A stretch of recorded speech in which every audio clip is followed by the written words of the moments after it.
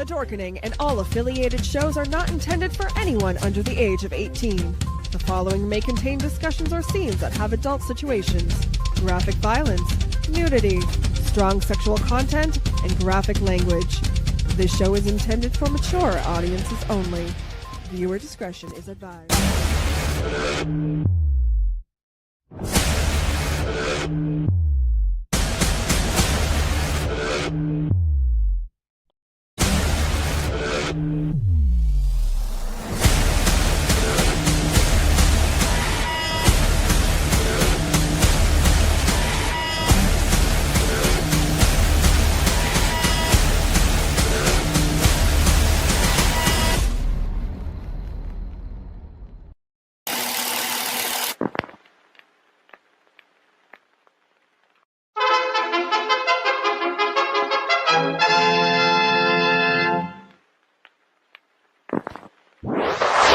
Persons under 18 will not be admitted.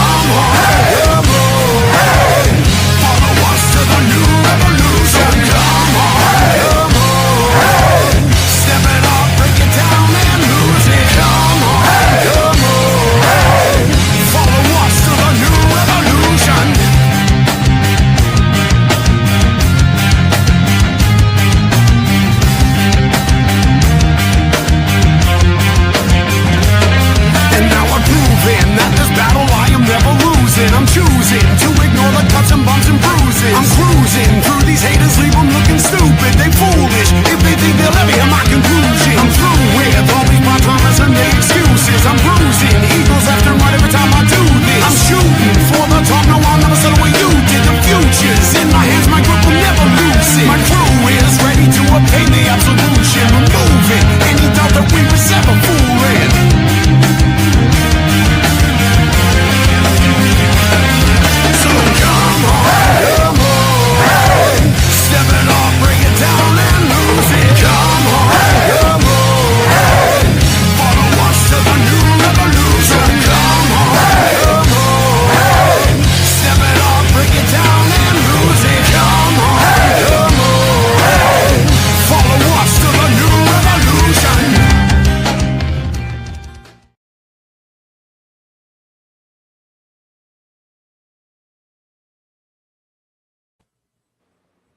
What's happening, everybody? Welcome to another kick-ass episode of Still Toking with. So, yeah, I mean, we are now 4 weeks into July, celebrating the 250th of this amazing country. And what a better show. I mean, like, I am super excited about tonight's show because a lot of it has to do with our history. That's all I'm going to say. That's all I'm going to say. But the flashy one himself, as always, bringing the sparkle, Mr. Jeffrey Mark. Hello, cats and kittens. Yeah, I'm excited too. And yes, my background is different. I have moved. I am not yet finished decorating my office. You'll have to tune in next week to see what that looks like. But I did my best to give you something pleasant to look at besides my handsome face. So Sorry. I said it to make you laugh. It worked just perfectly. Thank you. I'm very excited about our guest. I love history, and you'll know if you're a friend of this show, we love history on this show. And since this is the month of the 250th anniversary of the founding of our country, what an exceptional guest to have on.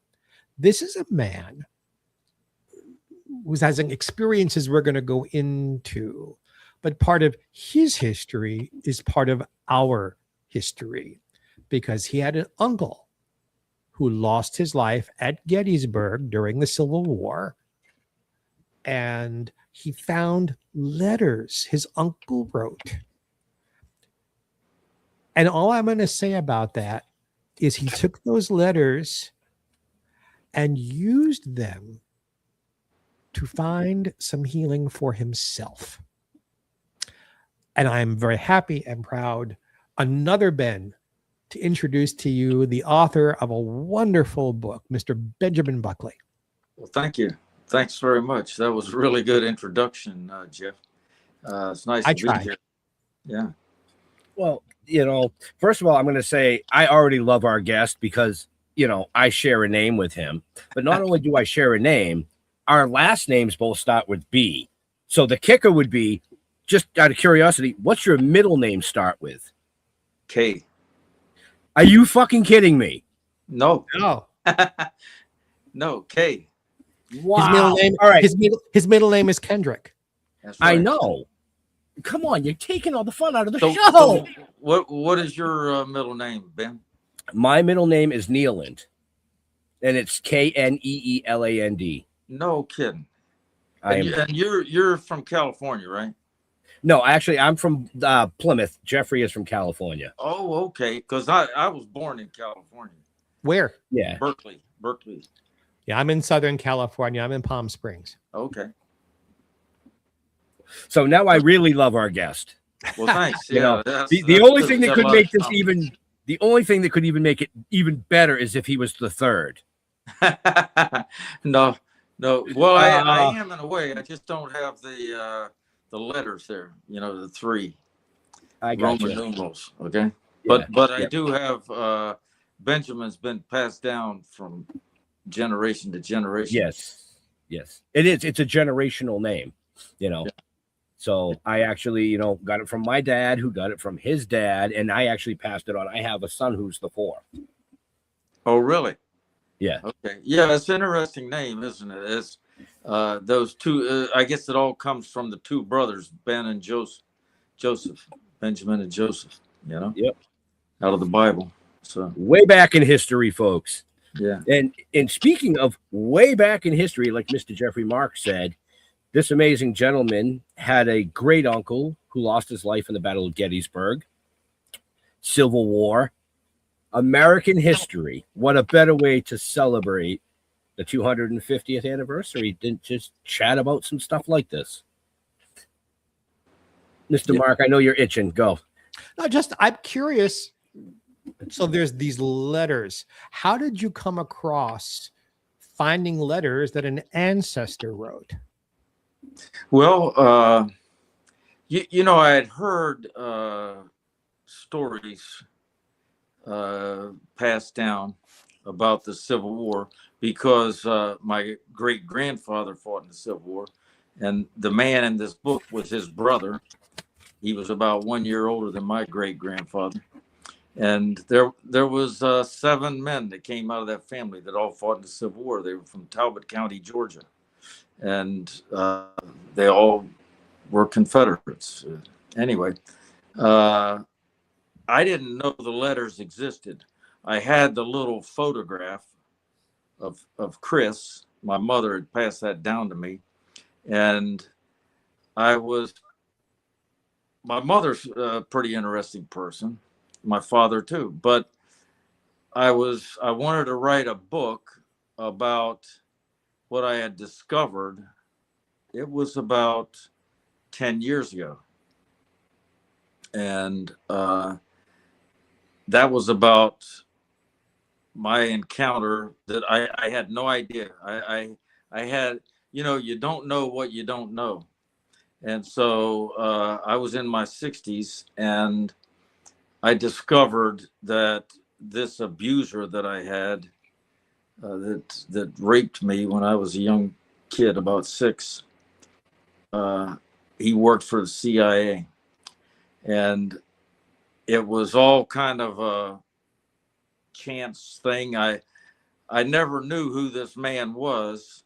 I always thought he was some bum. He was a bum, but what I did once I found out who this man was, I started doing some investigating, and I thought I should write a book because not only that, my mother was involved with the CIA. I don't know what degree. Well, I'll probably never know the records. It's hard to get records from the government, Right. And anyway, I I wanted to write a book about my circumstances, my mother, and the CIA and so on. And then I got involved. I live in Harper's Ferry. I'm in Harper's Ferry right now, West Virginia, beautiful town. And I was doing some research on Harper's Ferry, and my grandfather, he was the son of Civil War veteran, and his father and 6 uncles, they all fought in the Civil War. So he was, as a young man, he liked history, and he became a history professor. And he was teaching history at the University of North Carolina. And I didn't know this, but he deeded these 52 letters to the university back in the 1930s. He had been saving them, and I found them there by accident. And I felt compelled, I just felt compelled to share these letters because it gives you a real glimpse of what was going on with a soldier, in the Civil War. Mm-hmm. He served 2 years. He signed up. He was one of the first in the family. I think he was the second in the family to sign up, and he was killed at Gettysburg. And I hear today, I hear people, there seems to be a debate about Civil War. Are we going to go into a Civil War or something? Where everybody's at odds. You see the Confederate flag flying here and there. And I thought people need to hear about this.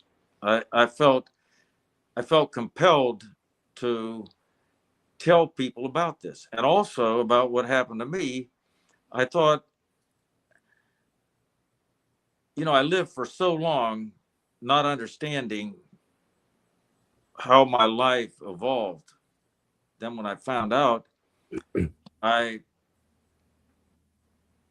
had a dilemma, but I had to tell people about it. I thought if I don't tell people about what happened to me, then I just had to do it. I had to do it. I had to talk about this and about what's going on with these secret programs and so on and so forth. I was just surprised. I didn't know what I didn't know.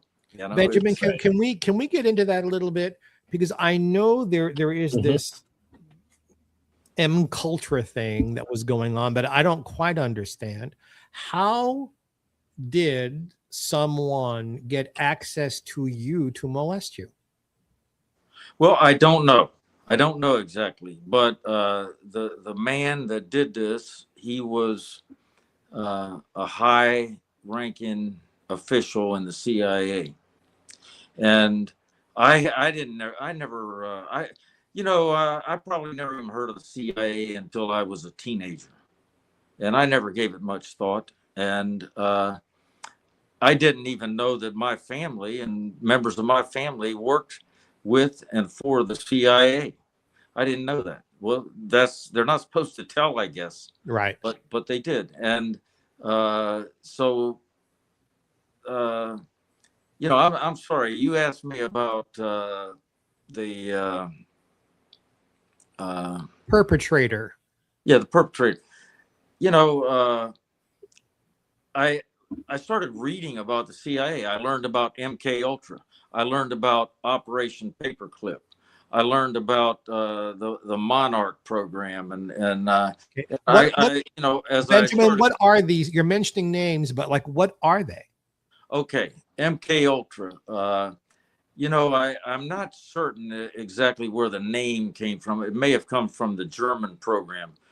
After the Second World War, we captured it started with let's go back to the Project Paperclip. Okay. And that is where the OSS was the precursor to the CIA. And at the end of the Second World War, American soldiers, officers, went into Germany and recruited, I think about 1,500 German scientists, chemists, doctors. I don't know everybody in the program.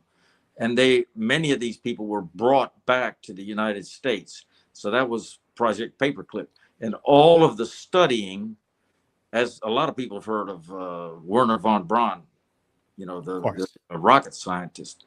But there was many more. There was about 1,500. And their programs and what they were working on, we took that over. Our government took over these programs. And I believe one of them was MKUltra. And then we just, then the OSS a few years after the end of the Second World War, I think in 1948, the OSS was turned into the CIA, basically. That's what happened. So the CIA was created. And I think in 1953, the MKUltra program that I think was derived from the Nazi Germany was given to the CIA to do all the experimentation. And MK, I think it stands for mind control. So the idea was to get into people's minds some way. They used drugs, hypnosis, so many things. And I will tell you this, a lot of the records, most of the records were destroyed in the 70s by they were ordered to be destroyed by the director of the CIA. That was for the MKUltra, because he said the project wasn't working. Well, I thought that was kind of strange. But later, there was some Senator Church had some hearings, and I think it was 1977, and he investigated into the MKUltra and some of the other mind control programs, and they found some records. Not many, not as many as were destroyed. I think, let's say, just a small percentage of the records they found. Anyway, it's a very complex web of what the CIA was doing at the time. They were experimenting on American citizens or people in the United States. They were experimenting, to my knowledge, with people overseas, and they had no boundaries.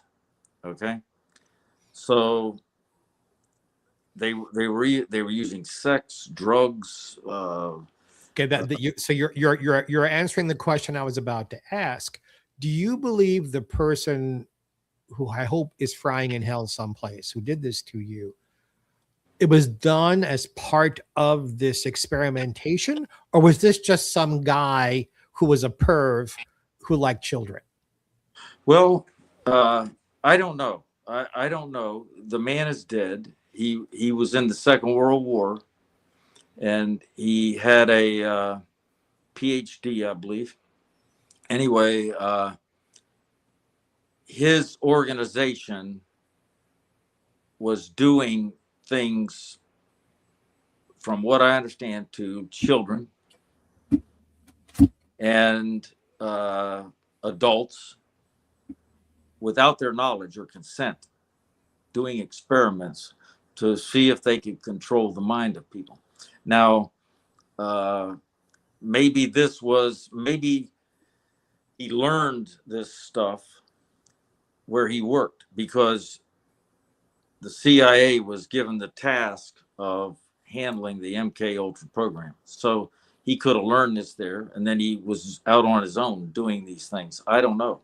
Maybe it was part of the CIA. I don't know. I have no idea. I don't think anybody would ever tell me. I don't think I'll find that answer out, frankly. Did your family, parents, know that this happened to you? No, because it was. Let me say this: there was no physical violence, only threats of violence. That's it. A threat of murder, and you can read the book, but he threatened to cut off my penis. Okay, and kill me and kill my parents if I ever said anything about this. I never saw the man after that one day ever. But he probably knew my mother and father. My father went to the same university as this man, and my mother worked with Nazi scientists, at least one, and I think I think my mother had a top secret clearance, okay, and she would have been in the files. They would have known. They wouldn't have placed a Nazi scientist working with my mother without understanding who my mother was. You see? Yes. Right. Yeah. Right. So the man that did this to me could have been the man that was like a handler for the Nazi that my mother was working with. And he would have known. They just didn't bring over these Nazis and let them loose all over the country. I imagine every one of the Nazis that they brought over from that the CIA had a handler. So I don't know how many handlers there would be, but if you take 1,500 scientists and engineers, doctors, every one of them may have had an individual handler, or maybe a handler handled a bunch of them. They had to keep track of them and know where they're at in this country and know who they're working with and what they're doing, everything about them. They kept an eye on them. I guarantee you that. I'm sure they did. On this. Huh? What's that? I said, I'm sure they did keep an eye on them. You know, I mean, from what we know from other guests that we've talked to with the CIA and stuff like that, people of that caliber are usually kept in a box. Not really a box, folks, but we call it a box. It's like it could be a compound where they're allowed to move freely, but they're not out in the general populace. Right. And I, could you imagine if, so my mother was an engineer, mathematician, and she worked at that time, she worked on a lot of different projects. She had top secret clearance, but she worked at the David Taylor Model Basin. And I don't know if they still call it the David Taylor Model Basin, but it's in Maryland, just a little west up the Potomac River from Washington, D.C. And that's where that one Nazi, I call him a Nazi, German scientist worked with her. And I'm sure that everyone that worked with that German scientist was on the list with the CIA. I don't see why they wouldn't do that. I don't think they would let them loose. We talked off camera, folks, before the show started, and I told Benjamin that I also was molested as a child. I think our friends out there would want to ask you, putting the CIA aside for just a moment, how did you handle, I can speak to how being the victim there affected my life once I hit puberty and became, a young man. Was this something that colored your personal life, or was this something that you sort of just buried and went on with your life? I didn't bury it. I did. You have to go on with your life. I'm sure you realize that, Jeff. But it's interesting you say that, because something like that at any age, I think, makes a deep wound. Yes. And it's not it's a spiritual, mental wound. And, a lot of people talk about PTSD. And I guess that's what I had. I don't know. But I didn't know. I was so young. I didn't understand any of this. I just knew I wasn't supposed to tell anybody, or I would die, or my parents would die, and so on and so forth. Now, that made my, so in a way, imagine this. Imagine if you suffered a broken leg and you had a fracture of your leg, and you didn't go to the doctor, and you you just let the leg heal on its own, you would probably walk around the rest of your life with a limp. Yeah, a fracture of the psyche. Absolutely. Right. That's kind of how I was, I would say. So I had this fracture, but I didn't realize it, and nobody could see it. You understand? I don't know if that's something like, am I striking a chord with you, Jeff? Oh, yes. My circumstance was different in that I knew who my perpetrator was my father and his father and other people from my father's family. It didn't change who I was sexually, but it sure changed my confidence in myself as a man. It changed how my self-esteem or incredible lack thereof, because these guys are always telling you, no one's going to love you and you can't tell, and I'm going to kill you. And that's almost perpetrator 101. So, yeah, it took me years of self-help to heal the psychic wound and be comfortable in my own skin. Exactly. I agree. Yeah. And there's probably things that I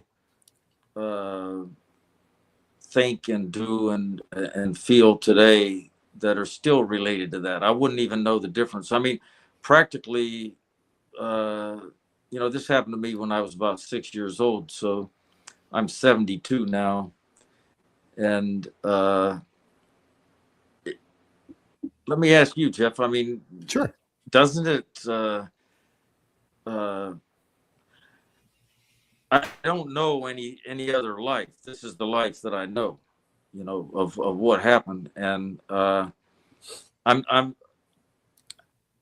glad that I got away from this guy, and I'm glad that I've worked this out, and I had to write this book and talk about it, but it's difficult to know just how deep and how much this affects you. Does that make sense, Chuck? Because when we carry secrets, it affects everything. It affects everything. Everything, yeah. Including, and if you're not comfortable talking about sex stuff, I'll talk about it, including the idea that it was okay for me to enjoy sex, that I wasn't just there for someone else's pleasure.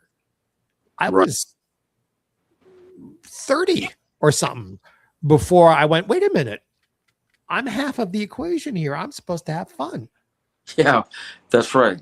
That's right. And that just because those things happened didn't make me any less of a man or any less worthy. And keeping the secret wasn't my idea, and it wasn't my fault. And in my case, I think there were people who knew what was going on and chose to look the other way. So I also have, still to this day, major trust issues with people, because your folks, your family are supposed to be the people you trust the most. Of course. When they fail you in some fashion, who do you trust? And your folks and your family are supposed to love you. Well, if they don't really love you, well, who's going to love you? That's what I had to work out for myself. Their failures are not my fault, and I am absolutely worthy of being loved, and I deserve to have fun in the bedroom with whomever I choose to be, and that none of this is my fault. I didn't bring it on. This happened, and thank God I got help, and I am I won't even make jokes. I am the No, right. This is too important. I am the healed person with a lovely life and good friends and lots of love in my life, because I didn't keep the secret. Right. It was good to release this with me too. And I'll add something else. So what this, it was a very life-changing event, but I didn't realize that. when I was a child. And one thing that I did was, looking back, I had a lot of, I didn't want to be associated with my parents. And I had a lot of issues with my parents. Yeah. And looking back, I think that was a protective thing. I didn't, what child wants their parents to be killed? So I distanced myself from my own family. I became more isolated to myself. And I actually even sometimes didn't want people to know that that was my mother and father, because I deep inside, I don't, what child wants their parents to be killed? Right. And so by disassociating from my parents, I felt a little safer, because in a way it you don't want people to know who your parents are, because I didn't know who these people were that want to kill them. And if I say, well, that's not my parents, then they're not going to kill them. You understand? Yes. Right. Yeah. So, folks, the book is called Remember Me: How Letters from My Civil War Uncle Helped Me Confront My Childhood CIA Attacker. So the first part of the show, we've been talking about the things that transpired, the attacks, these programs and things like that. But I do want to say, if you're interested in the book, check the show notes up above, down below, depending on where you're watching or listening to us. All the links are there. But also in our show notes are multiple helplines for various things, including abuse. Because I can tell you right now, the two gentlemen up here that are speaking about this are not the only two in this world. No. We've had other guests on that have come forward with it. There's people out there that'll listen, and as they both have said, bringing it to the surface, talking about it, and getting it out in the open is one step in healing. So, Mr. Jeffrey Mark, we learned a little bit about how you did. But, Ben, you got these 52 letters from your great uncle, and you proceeded to physically write back to every one of those letters to actually begin your self-healing. Can you kind of take us through a little bit of that and why it helped you?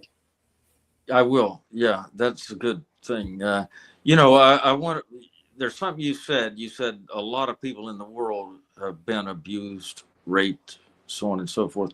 And I just want to say something about that. I read after when I started learning about all this, that an abuser, the average amount of victims is something like 20 something. I didn't, that sounds crazy, doesn't it? I mean, No, not at all. Yeah.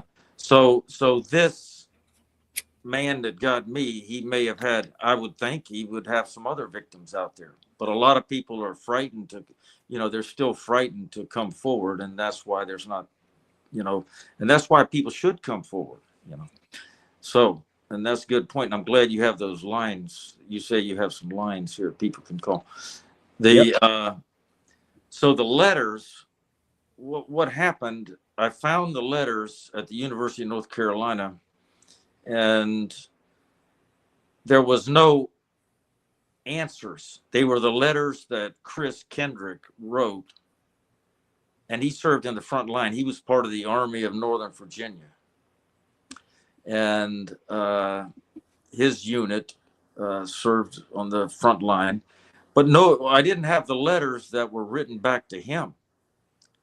I don't know where those letters are. Maybe one of my relatives, maybe somebody else has the letters. I don't know. All I had was the 52 letters that he sent home.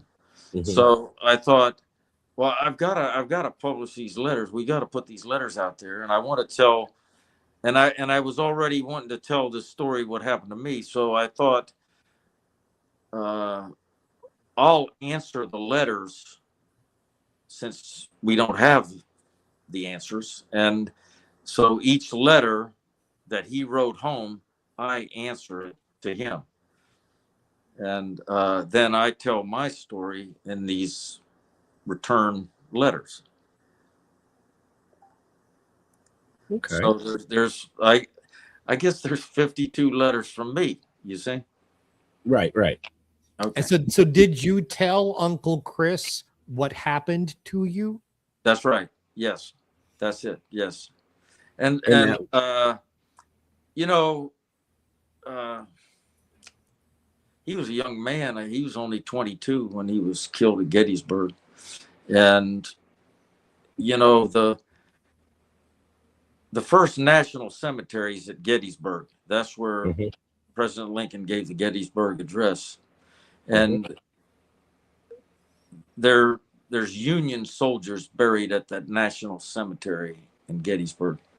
There is a couple of Confederates that got in there accidentally. But the Confederate soldiers were left on the field and buried where they fell, more or less. And they never had a formal or proper burial. And that was kind of disturbing to me. So I went to Gettysburg. I've been there a few times, and it's a beautiful park. There's a lot of, I could go there again. Now, I tell you what, the U.S. Park Service does a wonderful job of keeping care of these parks. Yeah, I've been there about 18, 19 times. Have you? Yeah, my late partner loved Gettysburg, and we went often. And then when grandchildren and kids came along, Gettysburg. I mean, to the point where I was almost memorizing the names on the tombstones. There is something there. There is a spirituality. If you walk among it, if you're open to any kind of energy, you can feel the energy there. It's a very, very special place. Right. And we went, so Chris was killed at the wheat field. That was the second day, July 2nd, 1863. The first day, July 1st, and then the third day, July 3rd. The fourth day, the Confederates left and retreated, went back south. But I felt the presence of Chris there. And I titled, the reason the title Remember Me, that's what he referred to in some of his letters. He wanted to make sure everybody back home remembered him. And the sad part is almost nobody remembered him. So I thought this would be a good way to remember him. The other thing, in some of his letters, he was questioning what they were doing, what the Confederates were doing, and so in the beginning, the first letters, he was gung-ho. In the later letters, he seemed to want answers to questions, And, these, I can't imagine, they were all Americans. Right. They're all Americans. And Absolutely. so some in the South said, oh, let's go up here and kill the ones in the North and vice versa. And no question about it. Many of these men that met on the battlefield didn't even know each other. I can imagine, and they're shooting and chopping up, and what an awful mess. The Wheatfield battle was one of the bloodiest battles in Gettysburg, and the men were killing each other with nothing to gain. There's nothing to gain, you see. No. Which is what most of war ends up with, nothing to gain. I'm a pacifist, forgive me. Just war as a subject makes no logical sense to me. Yeah, exactly. And so I wonder, somebody higher up the chain of command, even higher than Grant and Lee, and came up with this idea, and I don't know what was behind it, who was behind it, but there's not a lot written about the people who made all these decisions. You hear about Lee and Grant and so on and so forth, but I got to always wonder, who are these people that made these decisions that cost, we lost something like 600,000 people in the Civil War, and loss of property, and just unbelievable losses. And how did this decision come about? And we've had other wars since then. I mean, it just goes on and on. And what's the point? But people do profit. There you go. That's the answer. It's if you look into, I won't say every war ever, most, it always ends up about money. Someone is profiting from this. And that just makes my skin crawl. That someone for money is willing to send young men, and today women, who have barely become adults to kill each other. Where in humanity is that a good thing? I don't logically or emotionally understand it. It is strange. When I was a kid, I was raised in Arlington, Virginia, and I knew so many war heroes from Second World War. And I heard stories, and one of the stories that I heard was of the Japanese kamikaze pilots. I don't. You all probably heard of them. Of course. Of course. And, yeah, the crazy fuckers. Yeah, the crazy. The crazy. Fuckers.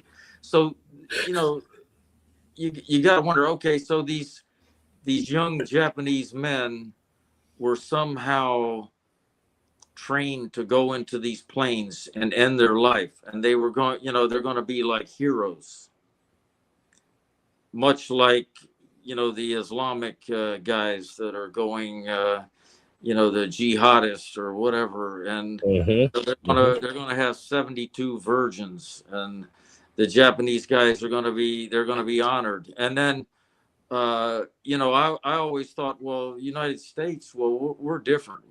We not really. You just go to Arlington Cemetery and you'll see all these young men that are honored, and it's sad. It's really sad. The hills are covered with gravestones at Arlington Cemetery and every other national cemetery, and all these young men. We revere them as heroes, but isn't that sad that's what you got to do to be a hero? Right. Like I said, it makes no sense to me at all. And which is not to say, by the way, boys and girls, that I don't have great respect for the people who serve our military. I'm grateful for their service. They're not the ones who make these decisions. We're talking about the folks who make the decisions. That's a whole different breed of animal. Right. The guy behind the curtain. Very good, sir. Very good. Thank you. To touch back on the Japanese kamikazes, MKUltra, mind control. They were brainwashed to believe by carrying out that mission, this was going to happen for them. Right. Which, if you follow that through history, some sort of mind control has been used in pretty much every style of battle all over the world.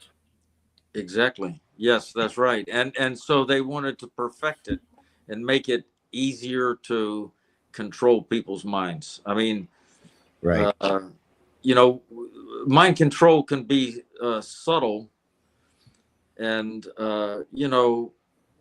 mind control is used throughout society. You look at all the advertising. Buy this. I was gonna Benjamin. I was gonna go there.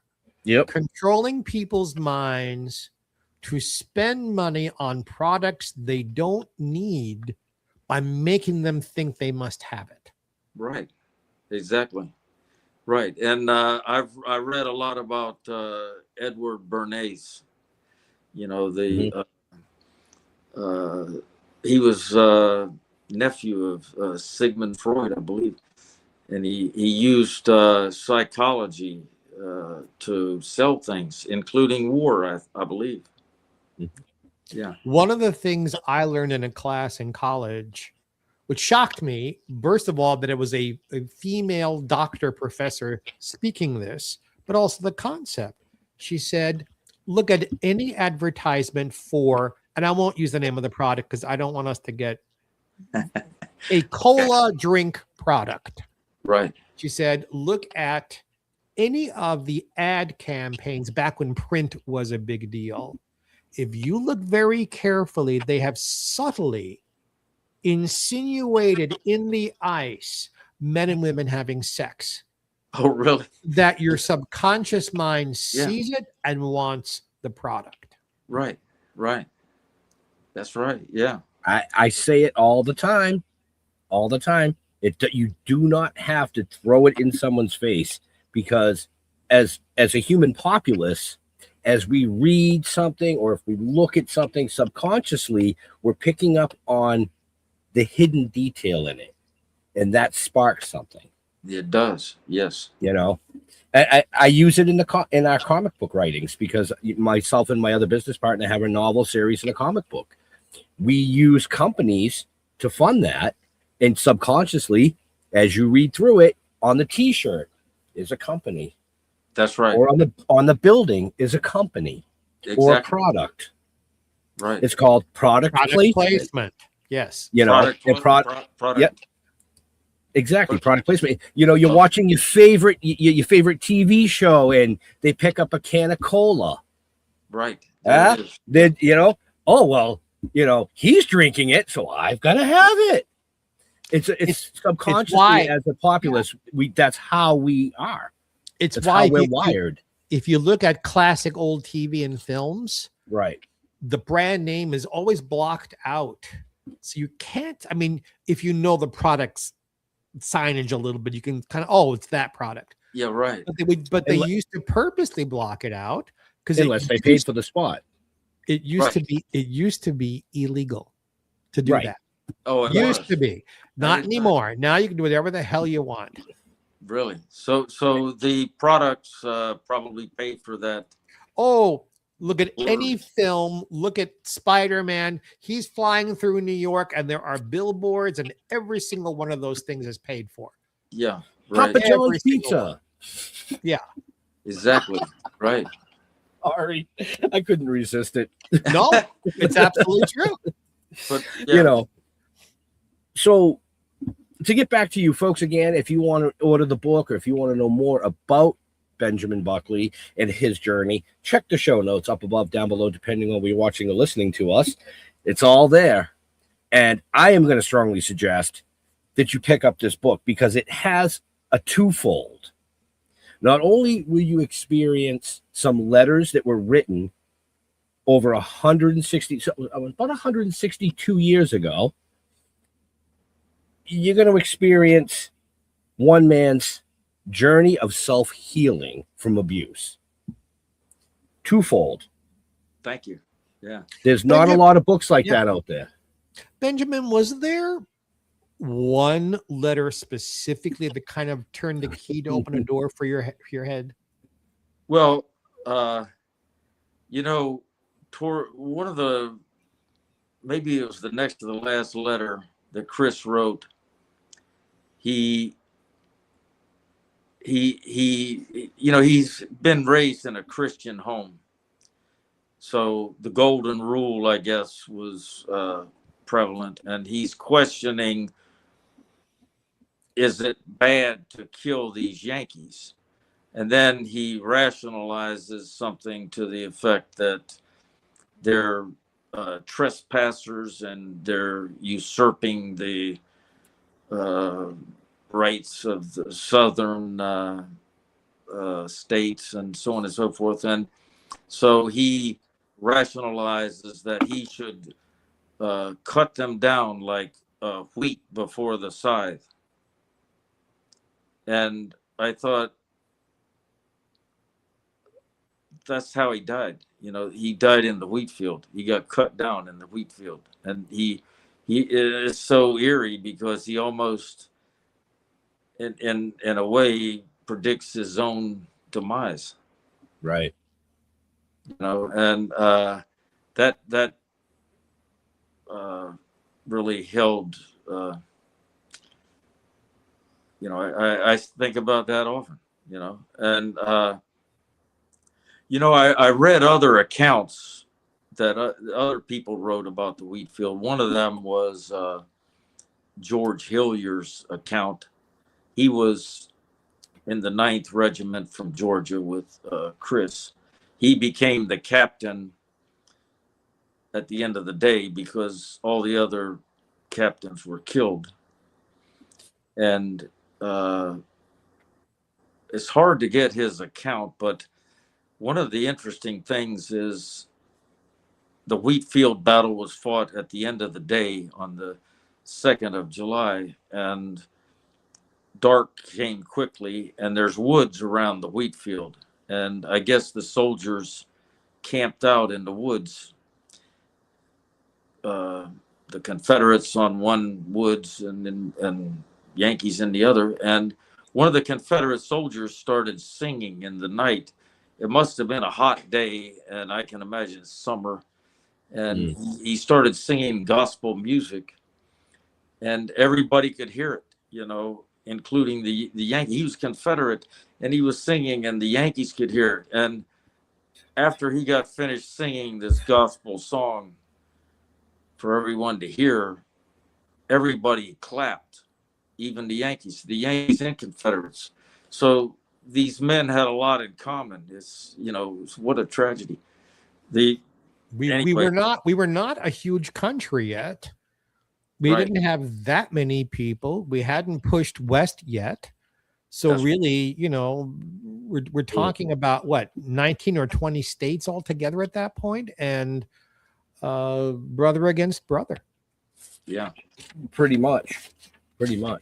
You know, the other thing I thought I'd mention, you know, about the CIA. Why do we have the CIA? Who is the CIA working for? I feel like they certainly aren't working for me. They weren't working for me. They're not helping me. But who are they for? Who benefits from the operations of the CIA? Who's the beneficiary? You know, and supposedly the military. Supposedly. I choose my words very carefully. Right. Just real quick in reference, there were 34 states when the Civil War started. 34. I apologize. Yes. Nope, that's okay. 11 for Confederacy and 23 states that were loyal to the Union. And then they had, you know, slaveholding border states is what they call them and stuff like that. But, you know, that's a whole different program in itself. I do find it slightly amusing, Benjamin, that you refer to the Union people as Yankees. You're still. Well, yeah. Well, you know, when I was a kid, I was really, I studied the Civil War. I thought it was a great thing and all this, but you know, I was just a kid, and what a tragedy. I spent 7 years of my life living outside of Baltimore in Maryland, in Baltimore County, little nothing town called Randallstown. Okay. But surrounded by Civil War stuff. Mm-hmm.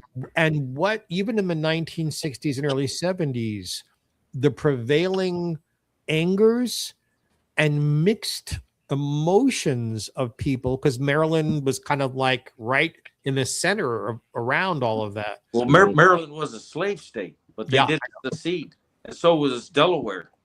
Right. Yeah. But there are so many people still 100 years later conflicted about it. Some very staunch Confederate people, some very staunch Union people, and a lot of people like in the middle, not knowing what to believe or how to relate to all the history that was jammed down our throats in school about this. It's why I know so much about it, because I don't know very many other places where the Civil War was taught so intensely because of Maryland's strategicness and close to Washington, D.C. and on the border and half this and half that. Well, one of the big battles was fought there, Sharpsburg, Antietam. Absolutely. I was going to say that. Antietam, absolutely. I've been there. Yep. Yeah. It's why I was in Gettysburg so often, because that's where I was living. Right. Yeah. And it's why I've been in Harper's Ferry, because that's where I was living and I've entertained in Harper's Ferry. Right. And, you know, I ran into a man just a couple years ago. He called John Brown a terrorist, you know, and in a way that may have been part of the start of the Civil War, John Brown's raid on Harper's Ferry. Yeah. Yeah. And I mean, yeah, you could say he's a terrorist, but on the other hand, people that own people, slave masters, would be terrorists too, by that definition, I'd say. By that definition. Yeah. You know, but I will go on camera. I am against any form of slavery. And I think Jeff thinks slavery was like one of the most wrong things we've ever had in human history. Of course. Oh, yeah. And it didn't start here. No. That's the thing. You know, you can go back through the sands of time and there was always some form of slavery. But what it did to this country is make this country what it is today. A lot better. It's not perfect, not by any stretch of the imagination is this country perfect. But with every generation, you can see it slowly getting better and better and better, because at the end of the day, we all fucking bleed red. It's that simple. I don't give a shit what color your skin is. That's how I was raised. You know, it doesn't matter. And you know, you said red blood, and in the book, I mentioned something. War is nothing but red blood and red ink. That's it. Yeah. Red sky at morning. Right. I mean, it's that simple. We are getting close to time with our guest folks. So, you know, I just want to throw Mr. Mark, do you have a last question that you would like to ask our guest? If you come across another human being who was molested as a child, and you have the chance to say something that might help them, what would you say? Well, you said it before. It's not your fault. I think that's important. But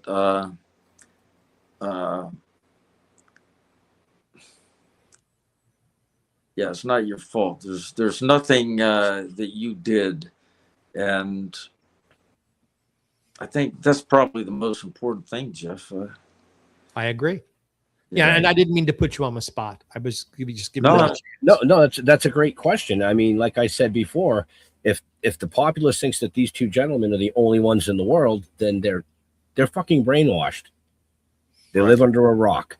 I will share. Help us out there. I will share quickly, because sometimes it is nice to know that people don't get away. When I was, I guess, around my late 20s, this happened without my knowledge. My father molested the wrong child, and the child's father and uncles, from what my mother told me, found my father and beat him to within an inch of his life.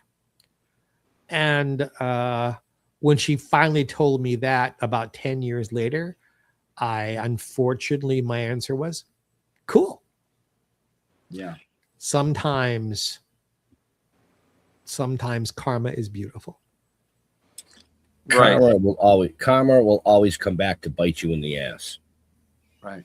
And no pun intended by that. No. I really only have one last question for our guest, and it's only because I've been eyeballing it through the whole show. After I told Mr. Mark, don't worry, if somebody's looking behind you, they're not watching the show. there is a picture over your right shoulder hanging on your wall. Yep. Yeah. From here, it looks like it has maybe some trees. It almost looks like a house, like a hand sketch. It is. It's Williamsburg. Yeah, that's a beautiful town right there. It sure is. Yeah. Yeah, I think that's the governor's palace. I can see it over your shoulder, and through the show, my eyes go to it. And I'm like, wow, that is really cool. I like art and mostly hand sketched style stuff. Now that you've identified it, I can see it. Yes. Yeah. Right. Yeah, right. That is really cool. That is really cool. Everybody should go there once. I agree. Place. Yeah.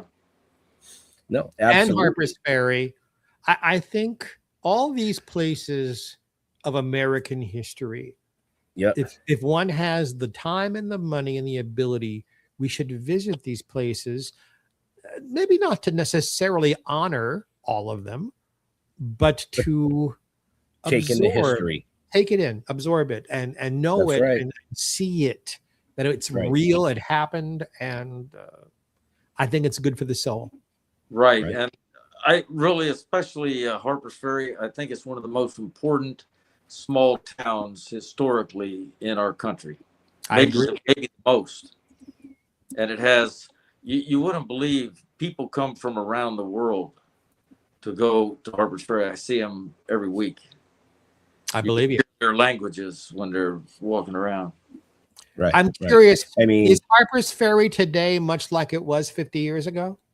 It is. The lower town is all owned by the national park, and all the buildings have been restored, and just like it was when John Brown's raid took place.